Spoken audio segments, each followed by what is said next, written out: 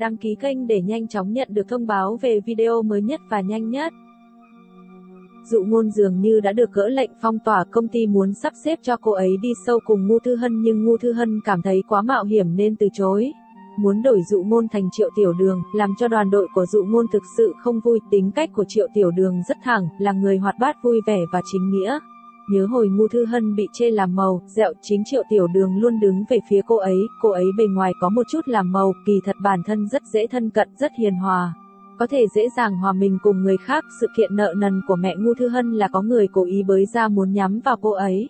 Cố tình muốn gắn mác con gái lão lại cho cô ấy, nội tình có chút vấn đề nhưng không nghiêm trọng như lời đồn.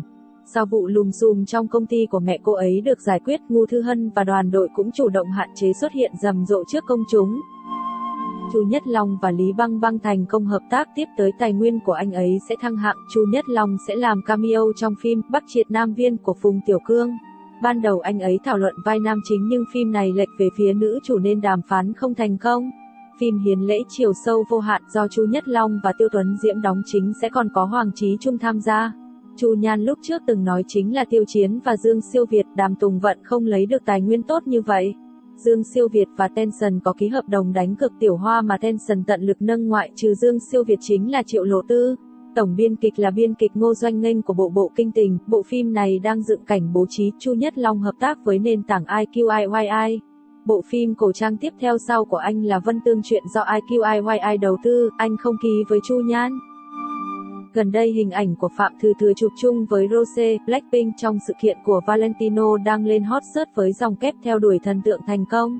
Vậy mới nói con đường theo đuổi thần tượng tốt nhất và thành công nhất đó là trở thành người nổi tiếng giống idol mình. Sắp tới đây cậu ấy sẽ cùng chị gái Phạm Băng Băng lên bìa một tạp chí vào tháng 1. Đoàn đội cậu ấy đã chuẩn bị các bản thảo chị em phú soái, đợi khi tạp chí phát hành sẽ tung ra, tuy nhiên đối thủ của cậu ấy rất nhiều. Phía tạp chí cũng chưa lên tiếng xác nhận phe đối thủ sẽ dẫn dắt câu chuyện của chị cậu ấy. Công ty Vương An Vũ rất coi trọng bộ phim Đam Mỹ cậu ấy tham gia. Bọn họ nóng lòng muốn cùng Phạm Thừa Thừa sao tác couple, phía Phạm Thừa Thừa có nỗi khổ khó nói, nhưng dù sao việc buộc chặt sao tác đã viết trên hợp đồng. Không phối hợp chính là vi phạm hợp đồng. Vương An Vũ trước khi quay Tát Dã đã quay xong bộ phim Vườn Trường Hiện Đại, rất nhanh sẽ được phát sóng. Trăm Năm Hòa Hợp, ước định một lời, sẽ được phát sóng gần đây. Cậu ấy và Phạm Thừa Thừa không quen biết nhau lắm, nhưng sẽ có doanh tiêu. Dù sao bây giờ Đam Mỹ cải biên đang rất được xem trọng. Phạm Thừa Thừa hiện không có kế hoạch tham gia show tống nghệ mới, dù sao thì Tát Dã rất quan trọng đối với cậu ấy. Hơn nữa trong Tâm Động cũng bị lộ mấy lời nói hưu nói vượn của cậu ấy. Đoàn đội của cậu ấy sẽ chọn loại show tống nghệ trong tương lai. Mỹ Nam hài hước là con đường tống nghệ tốt nhất đối với cậu ấy. Hiện tại Phạm Thừa Thừa có hai đôi couple. Một bên là couple với Lưu Vũ Hân bên tống nghệ Trào Lưu, một bên là couple với Vương An Vũ trong phim Đam Mỹ. Hiện tại tài nguyên của cậu ấy đang dần dần gia tăng. Quan hệ xã hội và tuyên truyền dùng đoàn đội của chị, marketing và tuyên truyền cũng sẽ chậm rãi đi lên. Đường Yên ban đầu muốn dựa vào một bộ phim truyền hình Yến Vân Đài để trở lại thành công, nhưng cô ấy không ngờ danh tiếng của bộ phim lại sụp đổ. Bây giờ cô ấy chỉ hận không thể phân rõ quan hệ với bộ phim đó. Về đối ngoại sẽ nói là cô ấy đóng phim để trả ơn, vì bộ phim không đạt mong đợi. Đến nỗi một số thương vụ mà cô ấy đang đàm phán cũng trôi tuột. La Tấn thấy Đường Yên như vậy nên cố ý đi tìm Tôn Lệ xem có thể mang theo cô ấy hay không.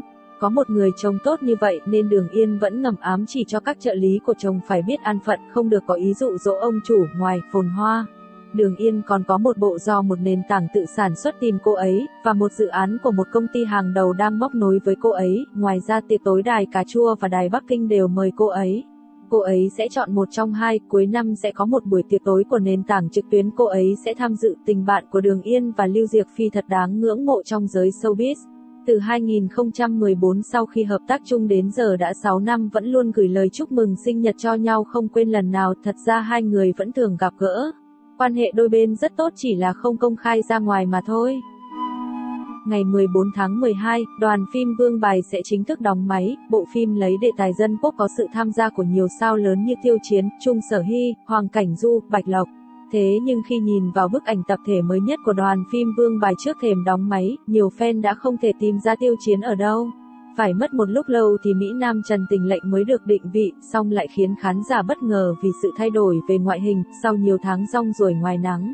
Tiêu Chiến đã đánh mất đi nước da trắng ngần thường thấy, thay vào đó, anh chàng trở nên khỏe khoắn và bụi bặm hơn với nước da cháy nắng cùng thân hình cường tráng, có thể thấy.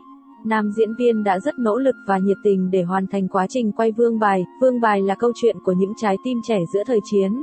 Hai nam chính Cao Lương, Hoàng Cảnh Du và Cố Nhất Dã Tiêu Chiến vừa là bạn, vừa là đối thủ trong trại tòng quân lẫn trên tình trường, thế nhưng định mệnh dần đưa đẩy hai người đi những cung đường khác nhau. Cố Nhất Dã lấy con gái thủ trưởng Mao Lâm Lâm, nhường lại crush Giang Nam Trinh Trung Sở Hy cho Cao Lương. Đây sẽ là hành trình của hai chàng trai để đưa quân đội đi lên, trở thành những cá nhân xuất sắc theo đúng ước mơ thuở nhỏ.